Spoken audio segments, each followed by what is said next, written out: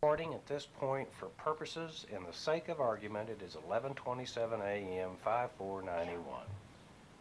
We will take the date and time off. On the bottom. Okay. Recording. Okay. Okay, you're on. Want to start out by identifying yourself? I'm Glenn Dennis. You live where, Glenn? In Roswell, New Mexico.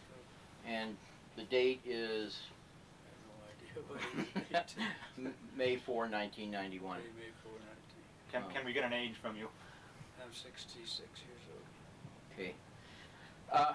How did you first become involved in this? The way I first became involved, I got a call. I was employed at the time at the Ballard Funeral Home in Roswell, New Mexico. As a what? I'm sorry? As a what? As a mortician. And we had the contract for the base at the Roswell Army Airfield. We had the contract for all of the mortuary services. And I got a call about around 1:15 or somewhere right after lunch, around 1:15 or 1:30, from the mortuary officer wanting to know what was the smallest size hermetically sealed casket that we had in stock or that we could get. And I think I informed him that we usually kept a 4 foot, but I could possibly get a 3/6. And I said, I mean, what do you have in mind? He said, well, this would be for future services later on in case he said, we need to know this in case something comes up in the future. And then he said... Do you recall his name? No, I don't recall his name. I had at the time, and Stan Friedman and I went over to check the records, but I couldn't find the name, and I don't remember the name. But anyway, I told him, he said, well, how long would it take you to get if we needed more than one? Because we always just kept a 4 foot in stock. And I said, if you'd call me by 3 o'clock in the afternoon, I can have it in here by 7 the next morning because they come from Amarillo, Texas. And he said, okay, we'll talk to you later. Glenn, had you gotten requests like that before? No, not necessarily. Usually, you know, people not, until they really have a need for it, you don't ever have a call for it. But there's very few. At that time, pre-need services weren't too popular at that time. And then about another hour, maybe 45 minutes later, I get a call from the same officer. And he said, I would like to know what your preparations for bodies that might have been laying out in the elements, or he said, could you give me what's your preparation and how you would do it? And then before I could explain our procedure, he said, what we're interested in, and this would probably be for future use too, he said, would your procedure, what you would have to do to the bodies that's been exposed to the elements and everything, what would your procedures do to changing the, like the chemical compounds, the tissues, the blood and all that, what would that do? Would that destroy any of it?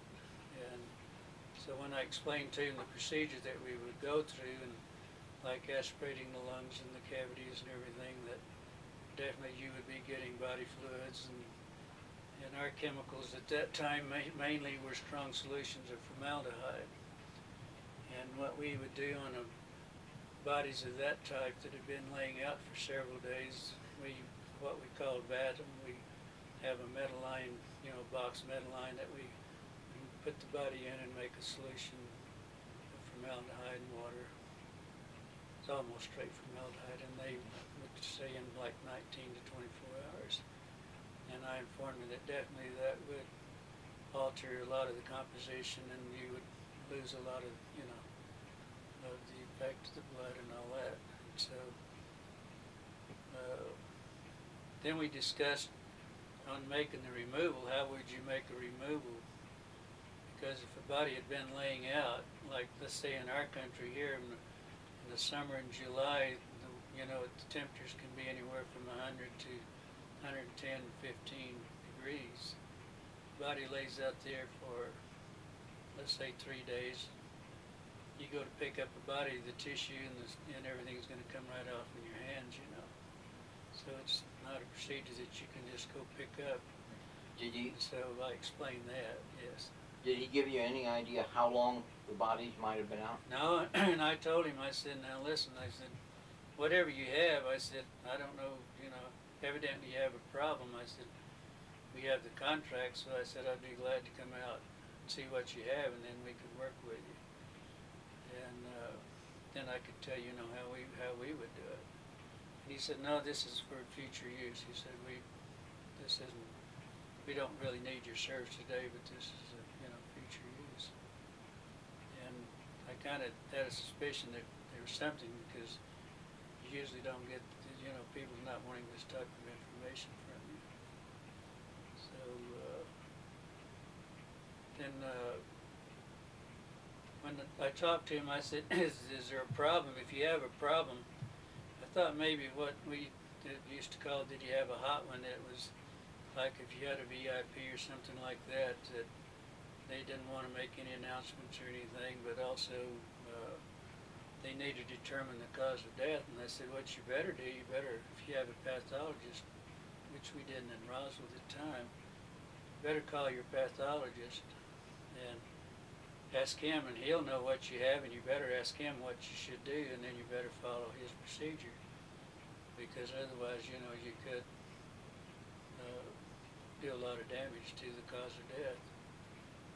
And I said, what we would probably do if it was something like that, if we had to take it to Albuquerque, we would probably put it in a pouch and then try to freeze it immediately possible with dry ice.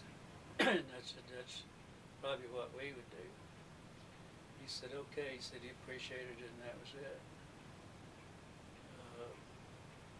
Then let's say probably another hour, 15 minutes. I get a call. We had the only ambulance service, and I got a call on an emergency. There was an airman that was injured in a minor accident. He had a laceration in the forehead and in the nose. I think he had a fractured nose. And I took him to the base, but I didn't put him on a stretcher. He just sat up in the front seat with me. I gave him first aid, and then we just drove out to the hospital infirmary. And where I usually park the ambulance, there was 3 field ambulances, old Army ambulances there, and 2 of them, there was an MP standing right there at the back of those field ambulances. And I really never thought too much about it, because usually there's an ambulance, you know, something back there most of the time anyway. But when I was taking the airman in, when we walked up on the ramp, I noticed the back doors of the 2 ambulances, that the old field ambulances, were open, and I saw it looked like a wreckage, some type of, you know, they might have had a plane crash or something, and I saw some wreckage in there. But what I saw, it looked kind of like the bottom of a canoe. It was kind of in a shape, but it looked, you know, it reminded me, but it wasn't, let's say, over 2 feet, between 2 and maybe possibly the most of the pieces wouldn't be over 3 feet at most. Now, when you say the bottom of the canoe, did it include the curved?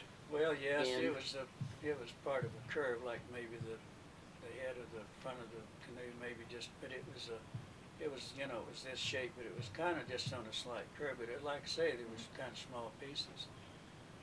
And How long did well, these objects they look? couldn't have been. They were very small pieces. I wouldn't say that they were. They couldn't, I don't think, been over maybe 3 feet at the most. But anyway, there were some pieces there, and both of those kind of pieces like that, some pretty good size, you know. But really never thought too much about it, because when we go out on those crashes and clean up crashes, a lot of times in the field ambulances and even in ours, a lot of times we would get a call and be there on the site before they would. And when we've made removals of bodies or parts of it, you know, there would be a lot of dismembered part of the bodies, and some of it would be embedded into the crash, you know, into the parts of the plane, and we used to, you know, bring parts of it in, and then we would take them in when we would start identification, and that's when we would remove different parts of the anatomy from the crashes. What did it appear to be made of? Well, what it looked like to me, it looked like I don't know if you've ever, if you take stainless steel and like put a torch to it, you can see how the blue, you'll get a blue or purplish tinge off it, and it kind of looked like that. An even color?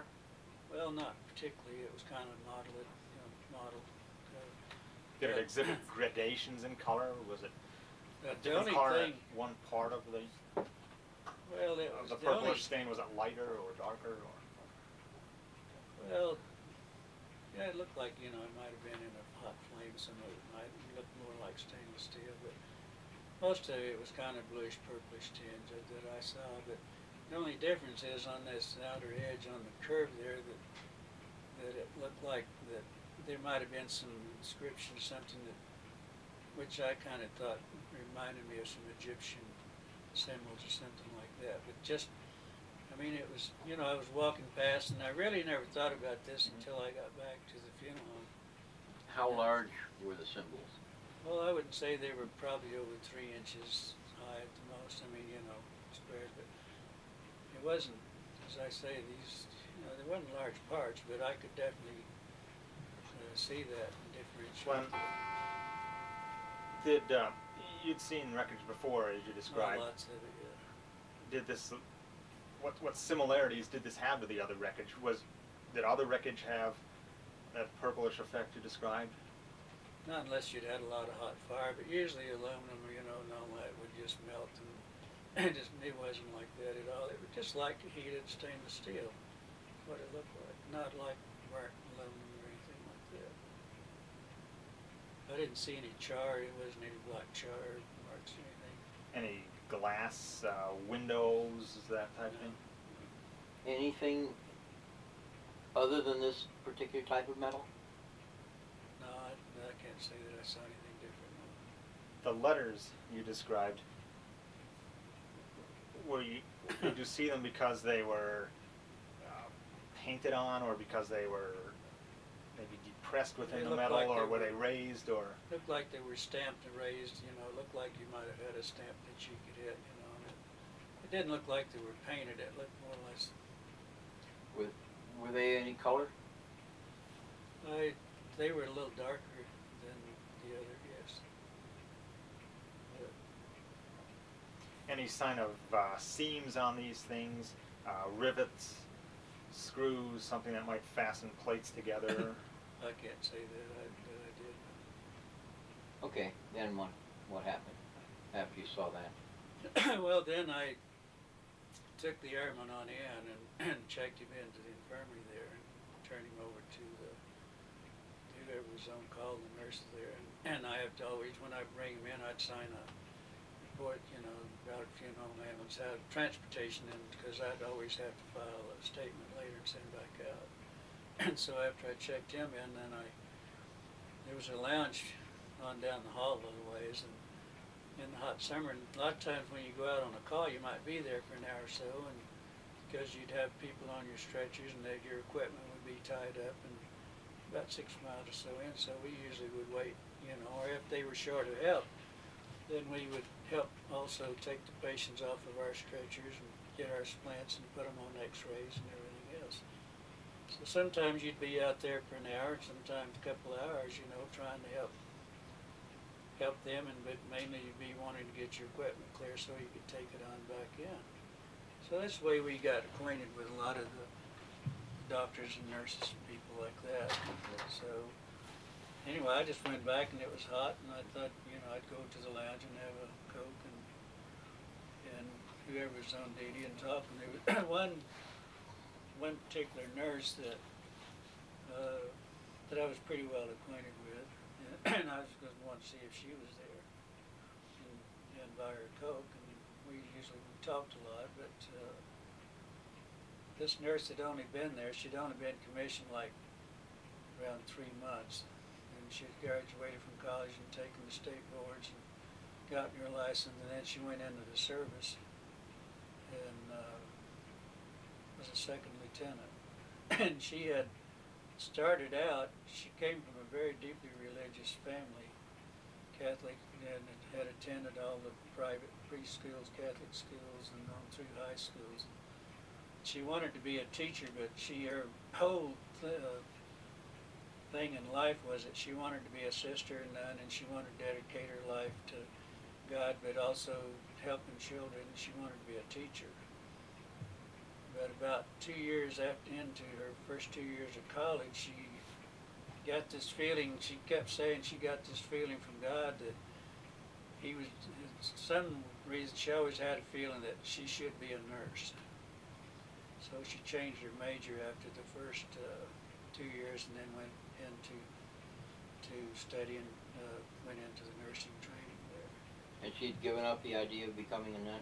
No, that was her plans. But she wanted, what she told me, that what she really wanted to do, that, I mean, she could have stayed in the, she could have gone on in and still gone to school and everything, even though she was belonged to one of the orders. But she thought that she would better understand and everything if she went to the schools, public schools, and that it would help her in her teaching. And then later on, when she changed to nursing, that she thought that she could get closer to the people and maybe see their problems while she was young and then going through training and everything that she could if she went in an order, because she would have more time to do this. But she had nothing in mind other than ever being a nun. How old was she then?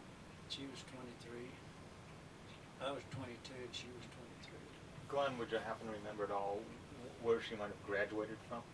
Well, she was born and raised in St. Paul, Minnesota, but I can't say that. I don't really know the names of the convents or the schools or whatever she was at. I don't really know. I don't know that we ever discussed the names of it other than this is what she did.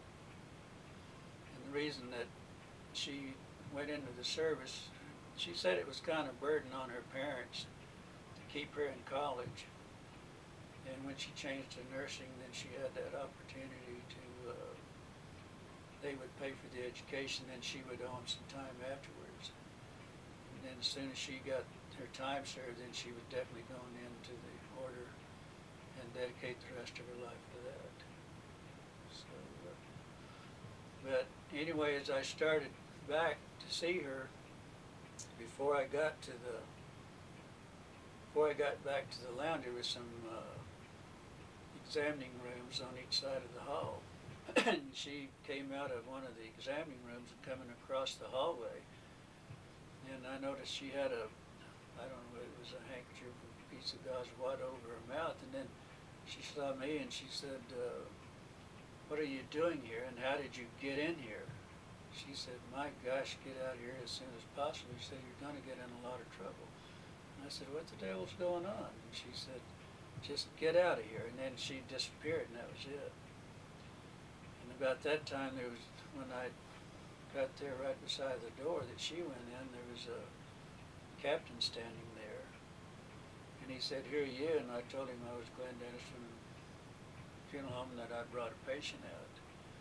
And he said, you wait here just a minute. And he waved at someone, and then about that time, 2 MPs showed up. And where I got in trouble was I said to him, I said, looks like you had a crash. And I said, I need to go back and get preparations ready, because we usually, in the crash, we always did our identification, everything in our garages and everything. Getting the dog tags and the buddies and everything else. So I said, should I go get ready? And he said, that's when he said, you wait right here. And then 2 MPs come on and said, come on, mister, you're leaving. And, what do you remember about him? well, I don't remember anything about him, but the 2 MPs was taking me down the hall. They were, on each side of me, and they told me they had orders to follow me back to the funeral home. But we had gotten just not probably over 10, 15 feet, and then we heard this voice said, we're not through with that SOB. He said, bring him back. So I turned around, went back, and then there was this other captain, red-headed captain. He was a mean-looking number, but he was talking pretty rough. And said, you did not see anything, there was no crash here. You don't go into town and making any rumors that you saw anything that there was any crashes. And he said you could get in a lot of trouble. Well, I was a little agitated, a little mad about the situation when he called me an SOB to start with. And I said, hey, look, mister, I said, I'm a civilian and you can't do a damn thing to me. And he said, oh, yes, we can, mister. He said, somebody would be picking your bones out of the sand.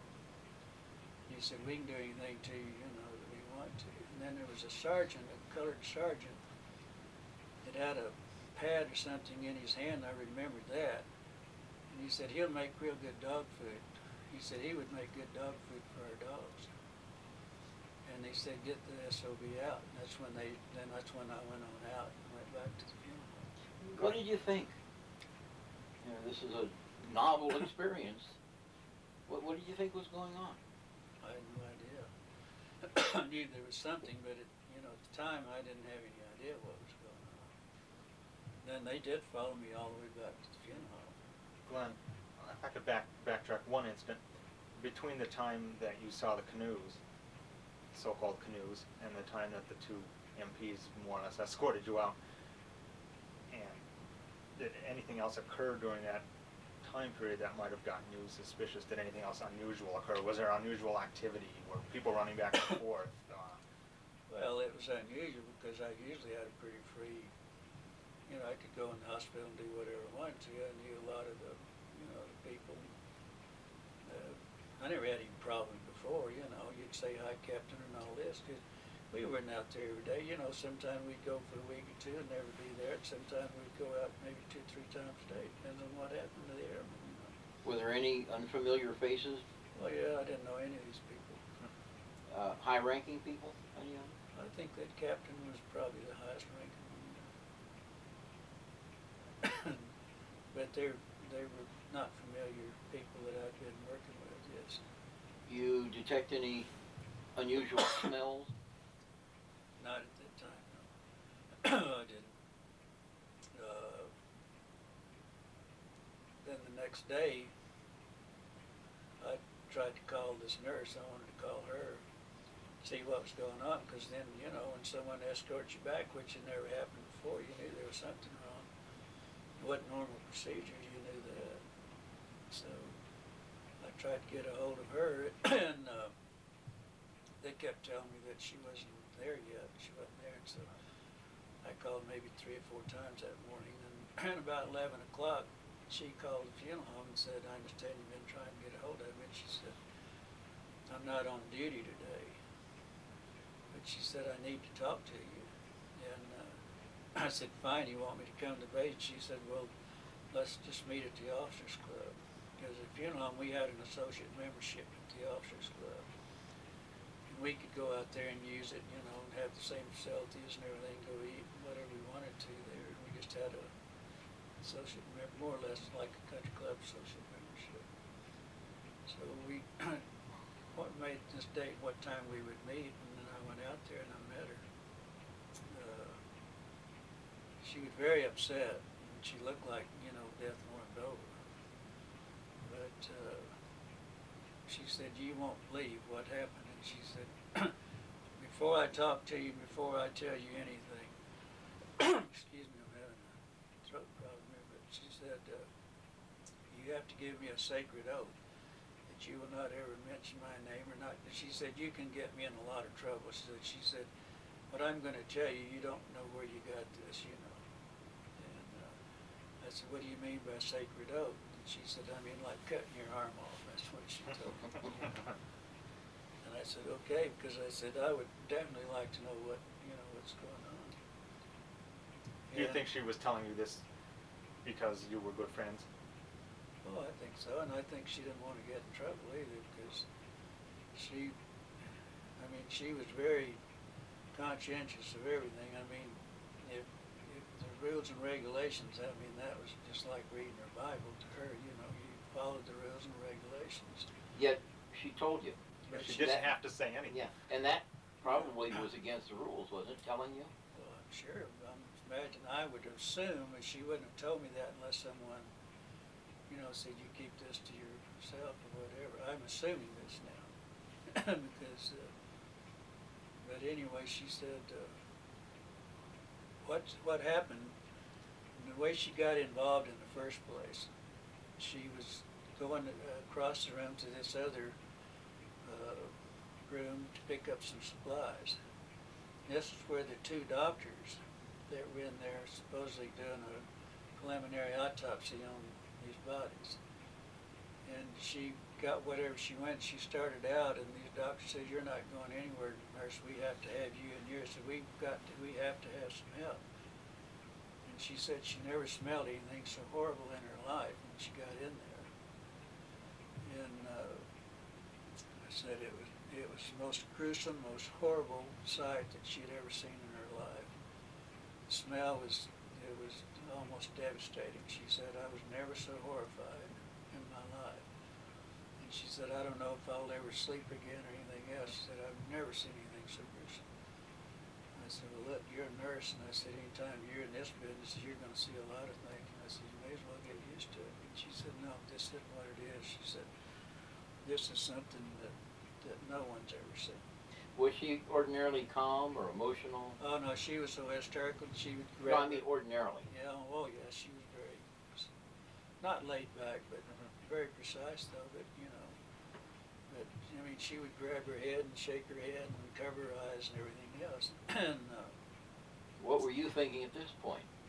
well, I didn't know, because I mean, I was thinking that she was going in total shock. I really thought, hey, there's a problem here, and I thought she would probably go into total shock's what I was really thinking. And while she was telling this, other people were there, and There wasn't anyone around us because we kind of had a table off on the side of the officer club ourselves. And she was hoping that no one could hear us. In fact, there was some up maybe at the counter there, at the bar there. We were in the lounge, and we had ordered a sandwich. But she was never touched her sandwich, and I don't think I ever did either. I'm not sure. But she looked like she was going in just total shock, really. And I said, "My God, And she said, she said, "Last night I made a diagram." She said, "You won't believe this, but she said I made a diagram," and she said, "On these little bodies." And she gave me she drew me a diagram of an arm, because she said the anatomy from the shoulder to here was real short, and this arm was longer here. And there was only 4 fingers there wasn't a thumb, only 4 fingers.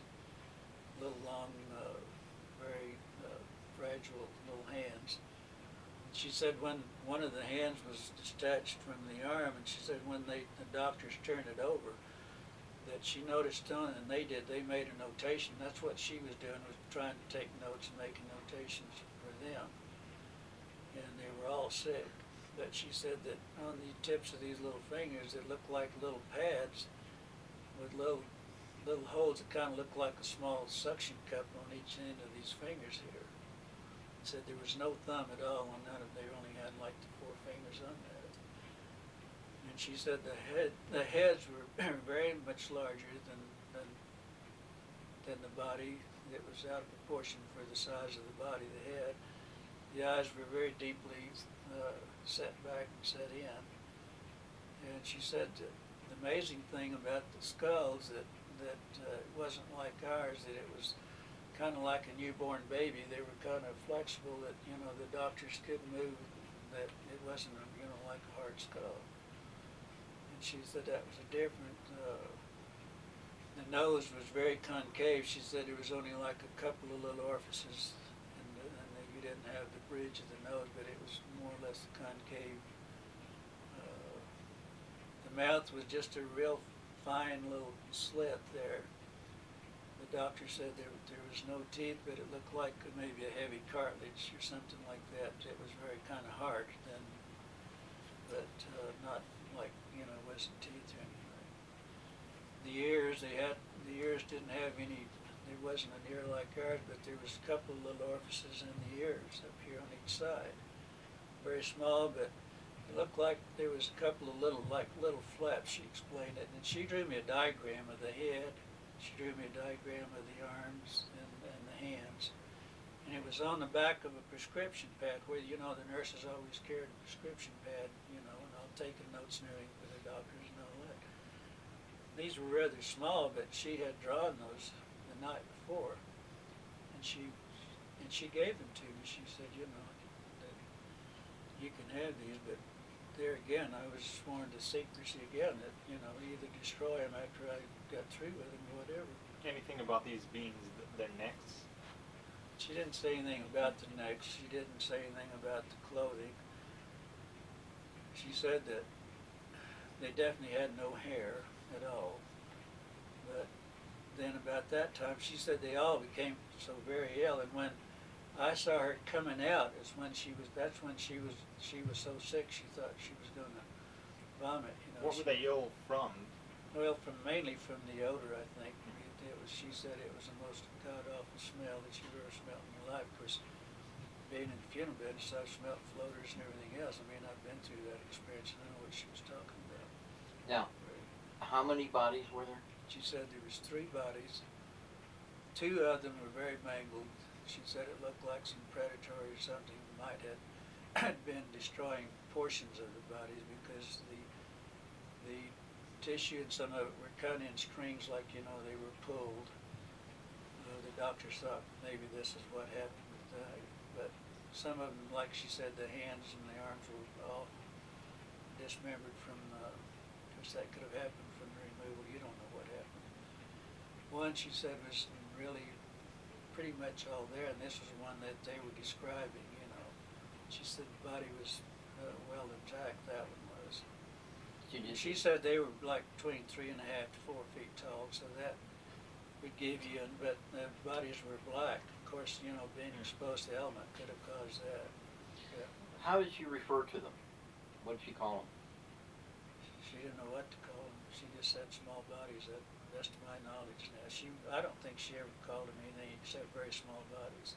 She expressed any idea of what their origin was? The doctor said the 2 doctors, and she didn't know whether they were pathologists or what, but she'd never seen them before either. And so she assumed they might be pathologists, but she wasn't sure. No, I mean the bodies. But she said Oh, yeah. the doctors, she said the doctor said, hey, this isn't anything we've ever seen before in our life, and there's no textbook that's ever covered this, you know. Is there any indication of sex of these beings? I asked her about that, and she said, I don't know. She said, I didn't look, and I don't think anybody else did either. She said that 2 of the bodies were probably so mangled and that they probably couldn't have told it, you know, but she said, I don't know about the other one. Did she say anything about legs, feet?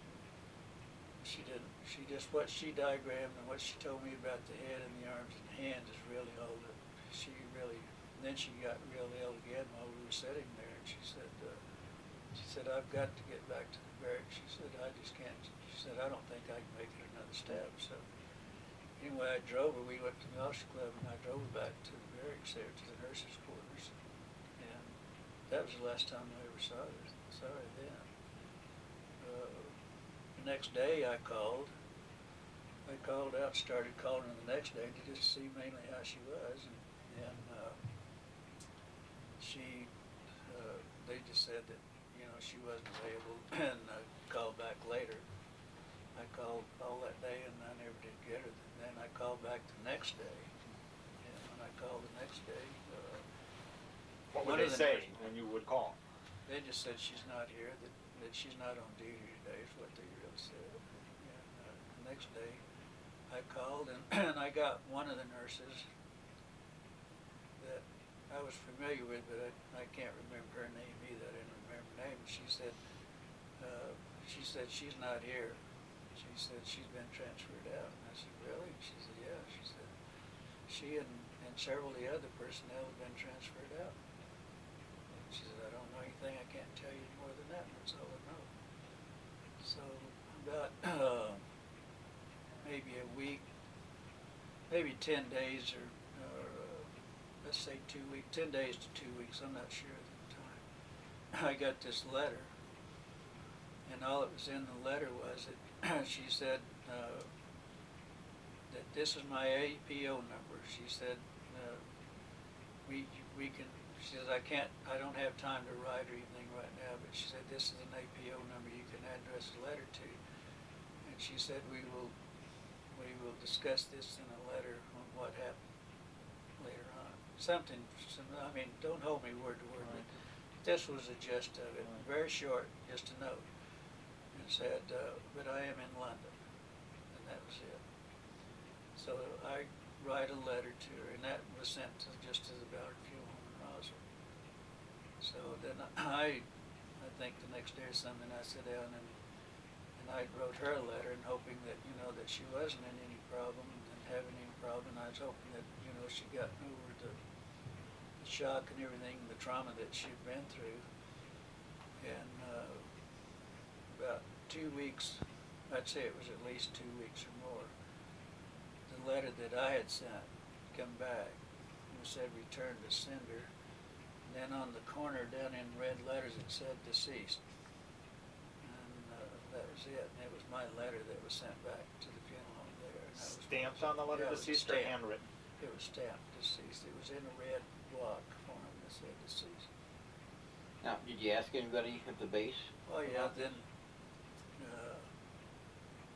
well, I guess, you know, 2 or 3 weeks went by, but I didn't go out. Like I said, we didn't go every day, but every time I'd go out, I'd say, did you hear from the lieutenant? Finally, one of the ladies said, well, the rumor is, she said, this is strictly a rumor, and I can't confirm anything else, but the rumor is that she and 5 other nurses were on a training mission, and they went down and they were all killed in a plane crash. And she said, that's all I know, and that's all I can tell you. So then I never did hear any more, but I kept asking, did you ever, you know, every once in a while I'd go out and I'd say, anybody ever heard, you know, any more about the crash or anything? And no one had ever heard anything. That was the last I ever heard, and that was it. But you never got any official word? Oh, no, no. So that was pretty much my involvement on this. Glenn, the next time you had occasion to go out to the base, was everything normal? Pretty much Did they so. treat you normal even? Pretty much so, but there were some new faces around, yes. But, What- but everything was pretty normal. Were there some old faces missing? Oh, yeah, some.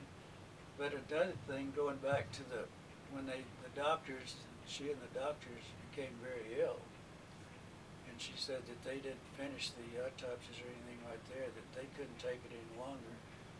And they had the old air conditioner, you know, and the smell was so bad that they were afraid this was going to go through the ducts, and they would, you know, go through the rest of the hospital into the other room. So she said they came in and they made a removal, and they took the bodies to one of the hangars to finish the work over there. But she didn't go with them? Oh, no, no, she didn't do it. Were there any other nurses assisting? No, she was only one. How many doctors were normally on the base staff? Well, Do you think? I don't really know how many is on the staff, but, you know, when you go out there, they usually, there was always a doctor or nurse that was on call on all the shifts. But you had a lot of orderlies back in those days. You'd have corporals and everybody doing all the bedpan work, you know, and the cleaning and all this kind of business. Did they ever make that order for the caskets? No, never did. Never heard any more about it. Did you hear anything at all from the military about keeping quiet? No, just the time that I was threatened there in the hall by this captain and this sergeant, the only time that I was ever. So there was no follow-up? No, oh, and then another thing, I'd forgotten, the next day when the sheriff and my father, Sheriff Wilcox, were very close friends, and my father was, he was kind of an old gunsmith. He was a finished carpenter is what he was, but he would make special stocks for different people in town, you know, that would, you know, and their guns and all their Right. rifles and all that. He and the sheriff were pretty good. They used to play dominoes once in a while on Saturday evening or something. And the sheriff went to my folks' house the next morning Next morning after what? after I was threatened, you know. Mhm. And he went to the house and he wanted to talk to my father, and he said, I don't know what kind of trouble Glenn's in out at the base, but he said evidently he's a problem. But he said, I've come out to tell him, to tell you, that you tell your son that whatever he does, that he didn't know anything, he didn't see anything that happened at the base. And he said, George said, I don't know what the problem is, but he said, they want they want you and your wife's name, and they want all your children's name and addresses. And my father, he said, well, till I know why, he said, I don't think it's any of the damn business, whatever it is, but he said, my son, he said, we've raised our children that, they were to do right. He said, I can't believe that Glenn had gotten in any trouble, so he drove immediately to the funeral home. And he came in and he said, son, what kind of trouble are you in out at the base? And I said, I'm not in any trouble. And he said, he said, I can't help you if you don't tell me the truth. And I said, Dad, I'm not in any trouble. I said, I know I'm not. He said, well, he said, George Wilcox told me that you might be in some trouble. So I knew that he wasn't going to leave me alone until I told him. And this is the only man that I've ever told this story to until I told Stan Friedman one day. When I told him what the problem was, that I'd been threatened, and he became very upset. And, he thought, well, he might just go get his gun and settle some. He was very upset about it because, now if I'd have done anything, I would have paid the price with him before anything else, because that's the way we were raised, But he became very upset. But he's the only man I ever told, and I told him to don't ever repeat this to anyone either. Not that I was particularly afraid, What was his reaction when you told him? Well, he was just very upset, very mad. He was mad. No, I don't mean about you being told to shut up. Did you tell him the full story? I told him, yeah, pretty much just what I told you. And he said, oh, hell, he said, maybe you shouldn't tell the story. Something. He said, I don't know. He said, I don't know what to do about this. And I said, well, just keep your mouth shut, I guess. That's what they want me to do. But it really didn't bother me. I was upset and mad because I didn't like them going in there and calling me name. Now, if they would said, hey, this is some emergency, the national security or whatever, because, back in those days, everybody's patriotism was high back in the 40s, in the second after the war. And if they would, but God to threaten you and everything else, it was a little different ballgame, And I just told them go to hell, and I guess I was too stupid to really be scared. I wasn't really afraid they were going to do it. It never entered my mind they were going to do anything, but how do you know, I think a lot of other people would threaten also. Glenn, what did you think when perhaps that day or the next day or whenever the article came out in the newspaper about the Army Air Force picking up the wreckage of so-called flying disc? You connected those in your mind, or Well, did you think? What did you think? Well, then I figured then that what the lieutenant, the bodies that she worked on, had to be. And actually, there was quite a bit of talk around town for a few days after that. A lot of people didn't believe it. A lot of them thought it was scientific experiments from different, the Army, the Air Force, or somebody had, or whatever. A lot of people didn't take it really serious. A lot of them did. You would just keep mum when somebody talked to you about it. No one ever talked to me. Even Walter and I've been friends. I've known a lot of these people, Wilcox and all those, and I see, back in those days we didn't have corners. We didn't have a corner per se, but we had corners inquest. When we would have homicides or suicides or fatalities or whatever, and most of the time I was I would be, a witness or what. Embalming the bodies and working on them, I'd have to go testify to the cause of death and all this. And so I was with the sheriff a lot, and we never discussed this. Even the deputies never discussed it. No one ever discussed it. Walter and I have known Fred, been social friends for years, and none of us until 2 years ago. But I never said anything. It wasn't that I was trying to hide anything. No one ever taught me. And after I saw how Walter and everybody's getting involved, I said, I don't know whether I want to get involved or not. But my wife is the one that talked me into it. She said, I think you ought to at least get your story on the record. She said it may not mean anything, but at least get it in record, and then tell everybody to leave you alone and go on your way. But she said, I think you should do that. And that's the only reason that I did, was just because she thought maybe I should, because I didn't know if it was important or what. But anyway, Stan Friedman had been after me, and Bob Shirky brought Stan up that day, you know, in case the dog, go ahead and get it to him and then get it out of the way and forget about it. Well, now, looking back to that time in 1947, what do you think was going on? Well, you know, certainly none of us had ever heard of UFO or aliens or anything else. The only thing we heard anything even close to that was a Orson Welles radio program, you know, back time. And that, but as far as, I never thought anything about it, you know. I was out at the base a lot and around the military, and my brother was a fighter pilot and all this during the war. I was there during the war because I was 4F. I only had 1 ear. That's why I'm having to sit sideways to you to understand you. But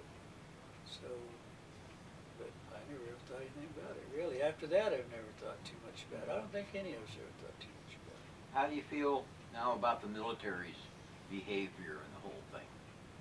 Well, my mind was made up when they threatened me that day that, okay, I think, you know, so what are you trying to cover up? Tell us the truth and we'll either keep our mouth shut and go on our way or forget about it.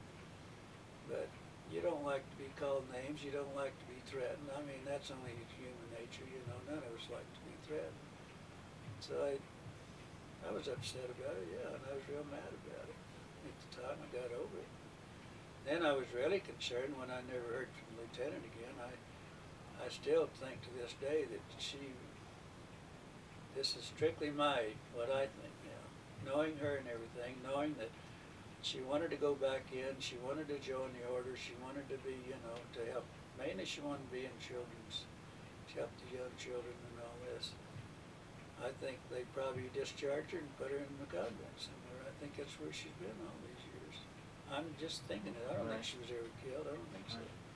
Glenn, the drawings, could you talk about them, where they might be today?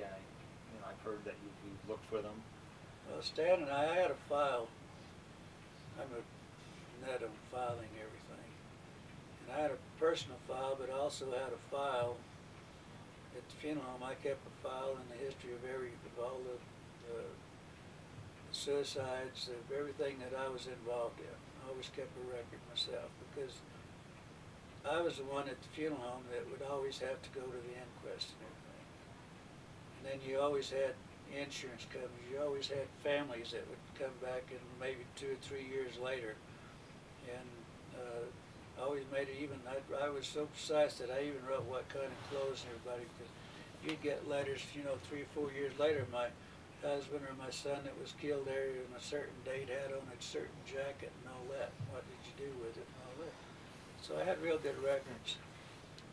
When Stan was there, and when I left the funeral home, the reason I left because I bought a funeral home myself. Kay and I bought a funeral home, and I went into business for myself. And I didn't go after I didn't think to get my records because there's a lot of the records that I wanted, you know, and that I would like. That was personal that I would like. And I even had the letter in there from her that I kept those deals. And but when Stan and we found the old, and I had it down in the basement, we found the old filing cabinet, and we found it, but what had happened, all of those old military files, I even had all the records for the ambulances. I mean, we had ambulances, everything was separated. And I could go back and tell you when we took to the hospital and the time and everything else. All those records were destroyed. They just took the whole thing out of the files to make room for, and they just took them out to the city dump and threw them away. Were any of your files still all there? All my files were in there. Were any of your files still there? No. They were all Stan gone. and we found it, just like I explained to him, the filing cabinet. One of the boys that I'd hired before, when I was managing the funeral home that I'd hired, he remembered carrying my records out, and he told Stan, he said, well, I remember Glenn's records, but I didn't think they were, you know, worth anything. He said, I personally carried them up, you know, and took them out. And that's probably where the drawings were. Yeah. I made a drawing, I think, Don, I don't know, maybe you guys have seen it, I don't know, but I made a drawing, the best of my knowledge, of what she gave me, you know, and that was the best that I could remember and the best I could do, and I did make that drawing, what she gave me. But This officer who had you removed, did you ever see him again? No. Never did see him again. Any clue as to where he might have come from? The only thing that I've ever heard about it was Stan Friedman called me. One time Stan called me and he was very excited. He said that, excuse me, that he had just interviewed someone, some young boy, kid or somebody that was hypnotized. And he explained the red-headed officer and also the black sergeant. And he called me, he was so excited about it, and he said I always told Stan it was the meanest looking eyes that I'd ever seen on a man, and he said this kid explained the same thing to him. And he was real excited. Well, thank you very much.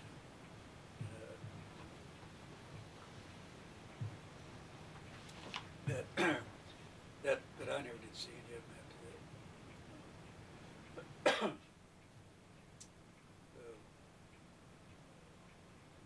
But anyway, that's the way I was involved in this. When did you leave the Ballard Funeral Home? Well, it was about, I think it was in the early 60s. And what was your position at the time? I was manager. Mr. Ballard was still there, but he was the mayor, and he was involved in local politics and everything else. And so I pretty well managed everything. You know, I never really had a title as manager. I just automatically did everything, made all the decisions, did all the ordering. It wasn't, you know, Roswell was small. We just didn't have funerals every day and everything. It was, Did you still have the base contract?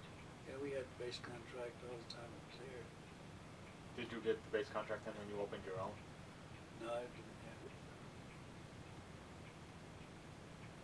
You know, but you know, they closed the base. I don't remember what year they closed it, but they closed the base. But we just automatically got it. Politics, that's what, when you're the mayor and everything, but close it. That's politics for you. It hasn't changed. Yeah. Okay, you think of anything else? Yeah, yeah, We go ahead. covered it. Any contact with the lieutenant's parents? Did you have parents? I never had any I had contact one time that I was out there and she introduced me to her brother. She said, I want you to meet my brother Bill. And he was a sergeant, but I don't think he was in the Air Force. I think he was in the Army or something. Would they have any knowledge other than yours or of her disappearance or? Well, see, I've never contacted any of them after that. I never heard from anyone after that. He was just like her. He wanted to serve his country, but he was also studying to be a priest, and he wanted to, after the service, he wanted to go in back and be a priest. It was a very devout family. I mean, they were really something else. Glenn, were the MPs on the base and the guards running around with rifles and unholstered weapons?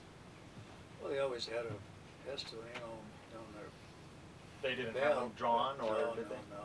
Was there any sign of increased security? Well, the only thing I noticed was standing back of those ambulances, and I don't know if they were supposed to be guarding them or what, but certainly I'd never seen any MPs before, and certainly there was never any MPs escorted us back to the funeral home, you know. So, but I really never noticed any, at the time that I was involved in it, I just told you the MPs that was involved with, and that's all that I can say that I ever saw. How long were you in the building? Oh, I couldn't have been there. They didn't let me stay in there very long. I probably wasn't in there over 15 minutes. Wow.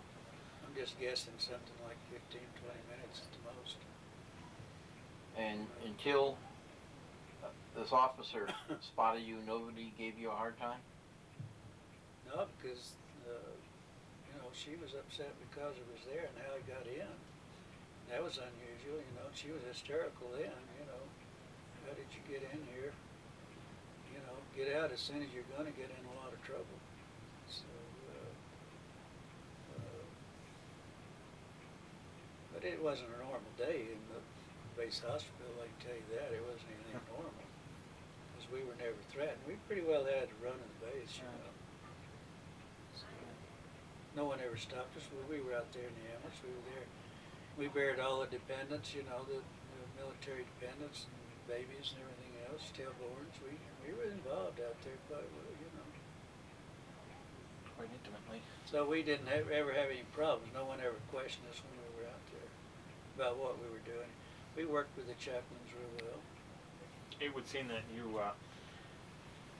were accorded a great deal of respect then by the military for the job you were doing. Yeah, and the MPs, see, They appreciated what you were when doing. we would go out on back in those days, every time you'd go out on an emergency, the MPs and the police, before we ever left funeral, we called the police station, so we have an emergency at whatever address we were going to. And they would dispatch a car there, and they would always meet us there.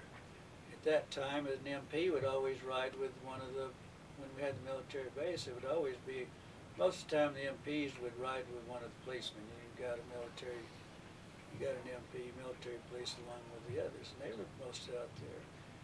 And we worked real good with them, and they were all pretty good guys. In fact, there's several of those MPs today that they're retired from the police force and fire department in Roswell. You know, the state in Roswell, married Roswell girls. Quite a few. But we had a real good relation with the base. That was the only time we've ever had any problem. That was the only time. One day, essentially. Yeah. Well, I guess that covers it then. Certainly appreciate you taking your time, and we'll see what comes of this.